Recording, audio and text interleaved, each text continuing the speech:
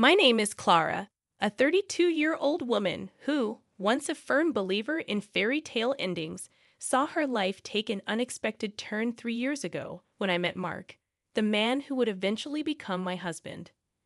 Our story unfolds as a journey of love, trust, and eventual betrayal against the backdrop of what seemed like a perfect marriage.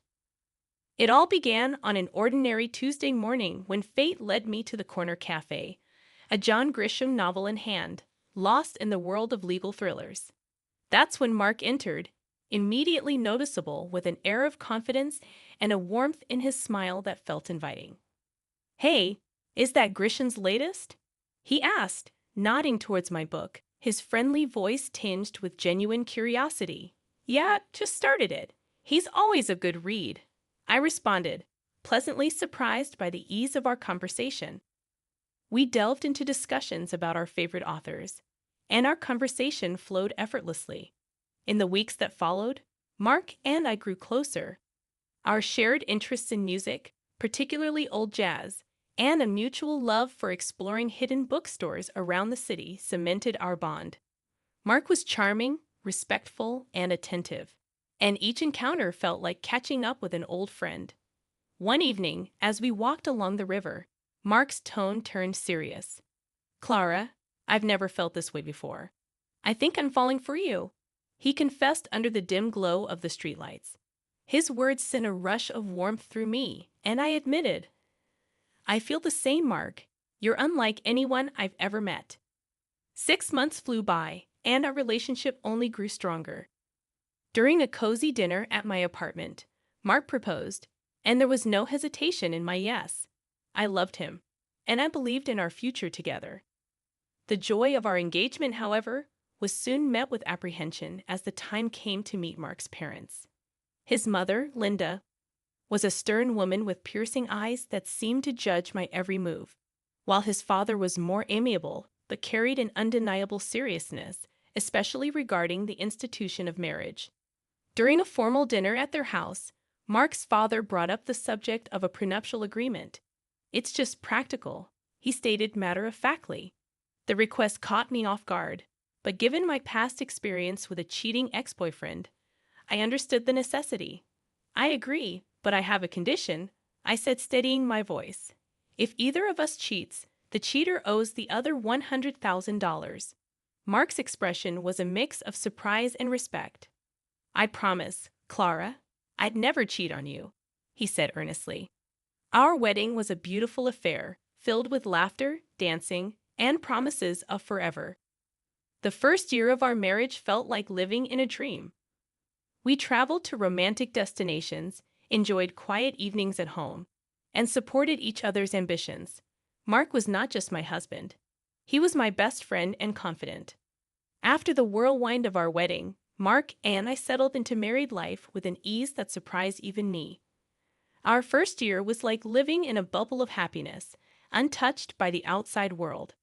Our honeymoon in Paris was a dream, strolling along the Seine as two lovebirds lost in a city of love.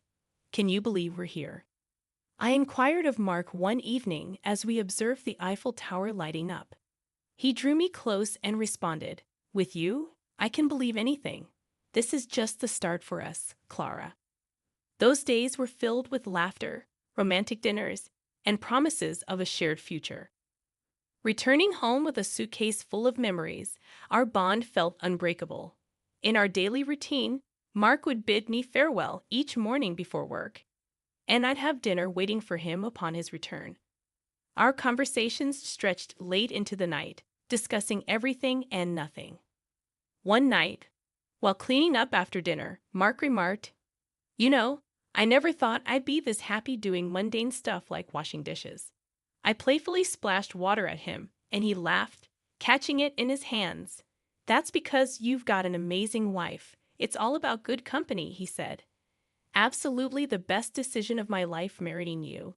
Despite the growing pressure from external expectations, particularly the anticipation of starting a family, our happiness persisted.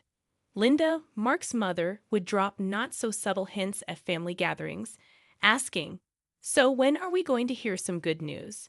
I brushed it off with a joke, but her persistence strained me over time. Mark reassured me, saying, "Don't let my mom get to you. We'll start a family when we're ready, not minutes sooner."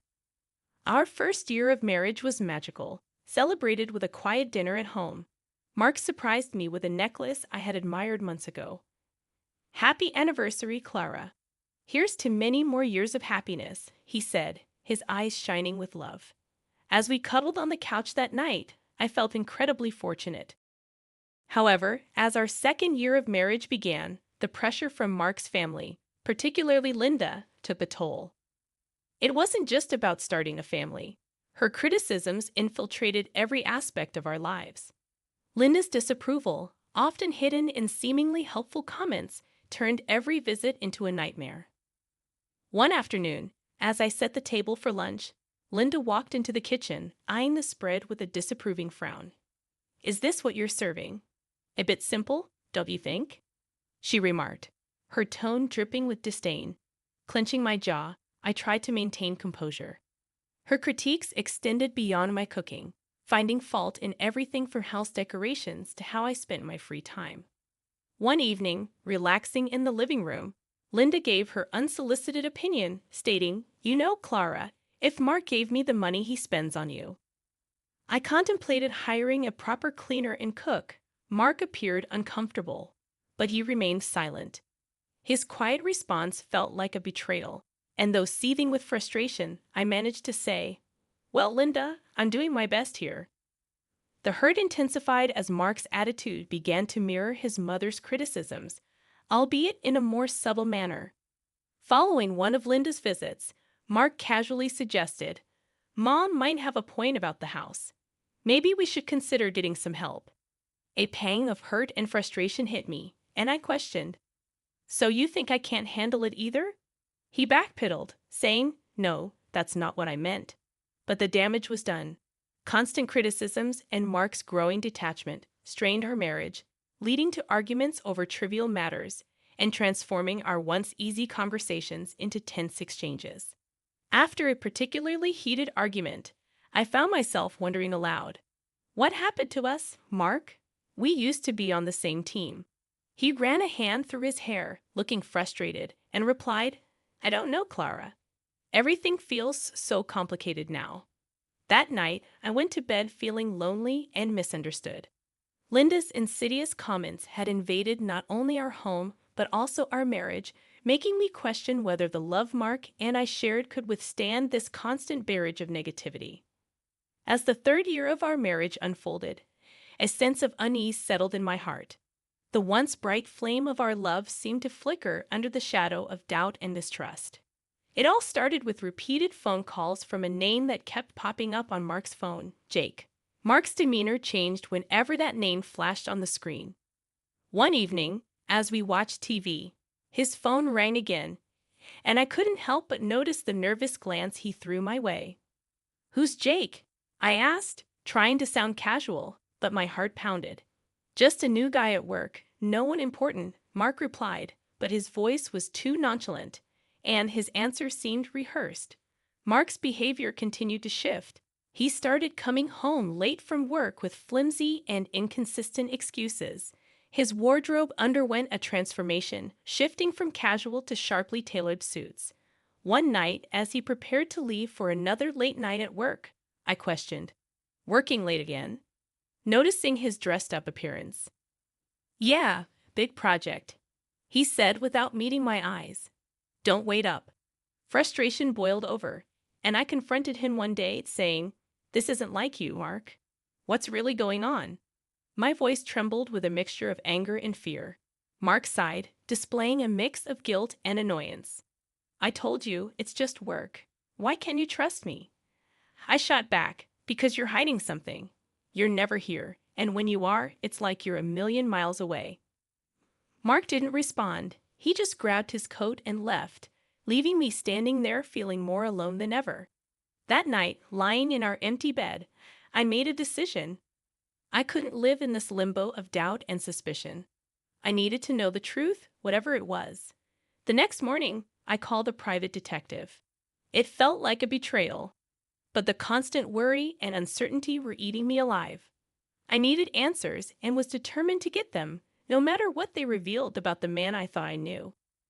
The days after contacting the private detective were a haze of anxiety and anticipation. I felt like I walked a tightrope, desperately trying to maintain a semblance of normalcy while my world quietly crumbled around me. Then the call came, shattering my last hope. "Mrs. Johnson, we have conclusive evidence. I'm afraid your suspicions were correct." The detective's voice was solemn, heavy with the weight of the news he was delivering. He explained that Mark had been having an affair, and the mysterious Jake on his phone was actually a woman. My heart sank as he detailed their meetings, providing timestamps and photos. It was irrefutable. I sat there, phone in hand, feeling a mix of devastation and vindication. My worst fears weren't just fears anymore. They were cold, hard facts. Despite the pain, I decided not to confront Mark immediately.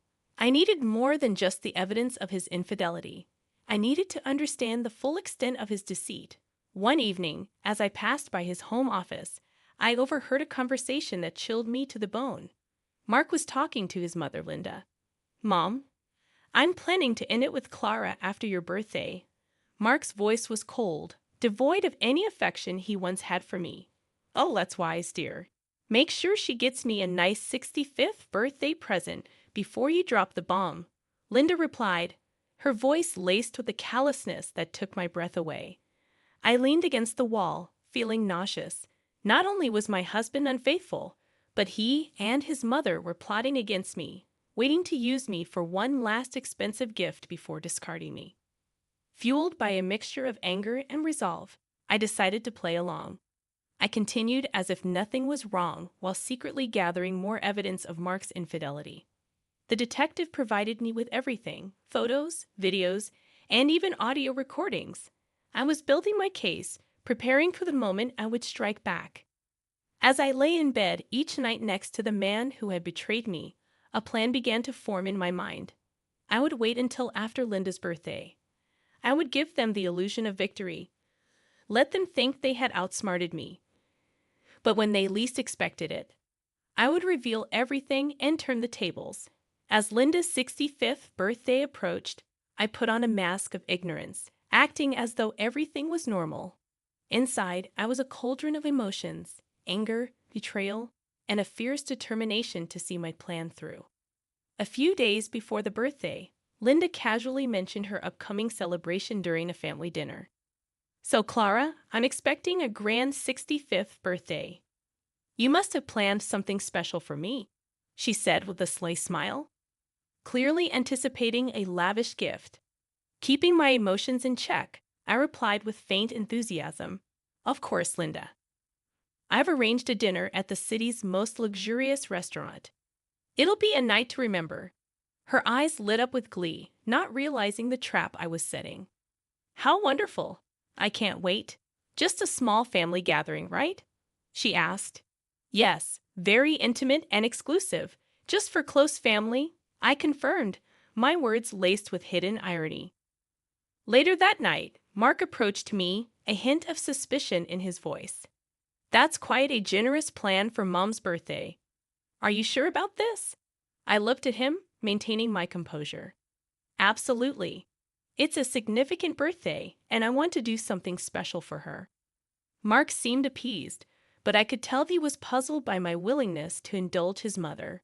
As the day of the dinner drew near, I managed the final arrangements meticulously, confirming the booking under Linda's name, double-checking the guest list, and ensuring everything was in place for the grand evening. Playing the role of the dutiful wife and daughter-in-law, I concealed my true intentions beneath a facade, ready to expose the betrayal and deceit that had corroded our marriage. The night before the dinner, as I lay in bed, a twisted sense of satisfaction enveloped me. I was mere hours away from turning the tables on Mark and Linda. They believed they were using me for one last benefit before discarding me, unaware that I held the reins of the game. The evening of Linda's 65th birthday unfolded in a luxurious restaurant, every detail meticulously planned to reflect the grandeur of the occasion. While Linda reveled in the opulence, I played the part of the gracious daughter-in-law, masking my inner turmoil with a practiced smile. As the dinner drew to a close, the waiter presented the bill, a hefty $4,500. With a steady hand, I reached for my card, my heart pounding.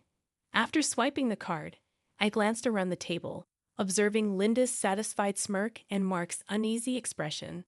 "Thank you for such a wonderful evening, Clara. This is truly generous," Linda said, her voice dripping with insincerity. Seizing the moment, Mark leaned in with a mocking tone. "By the way, Clara, I want a divorce." His words struck me like a physical blow, but I refused to let them see my pain. Linda chimed in sharply. "Well then, I guess you should leave. This is a family gathering after all." Without a word, I stood up and left the restaurant, my dignity intact despite the turmoil inside. As I walked away, I swiftly canceled the payment on my phone and blocked the shared account, ensuring Mark couldn't cover the costs either. Back at home, I packed my belongings quickly, the finality of my actions setting in. I was leaving this chapter of my life behind, stepping into an uncertain but hopeful future. Soon, my phone erupted with calls. I answered, and Linda's voice, shrill with rage and panic, filled my ears. The payment didn't go through. The restaurant staff called the police. "What have you done?" Her words were a cacophony of anger and disbelief, but I remained silent, letting her tirade wash over me. This was their doing, their betrayal and manipulation coming back to haunt them. After hanging up, I looked around the empty house, once filled with dreams and love, now just a hollow shell. I took a deep breath, stepped out the door, and didn't look back. Their calls continued, desperate pleas for help that I no longer felt obliged to answer. I had closed that chapter of my life for good. In the end, they paid. Mark had to borrow from his parents, but I didn't care where the money came from. It was a small compensation for the betrayal, but more importantly, it was closure. Sitting in the lawyer's office, signing the last of the papers, I felt a sense of peace. The journey had been painful, full of betrayal and heartache. But I had come out stronger, more resilient. Walking out into the sunlight, I felt like a free woman ready to start anew. The future was uncertain, but it was mine to shape. After all the darkness, I finally felt like I was stepping into the light.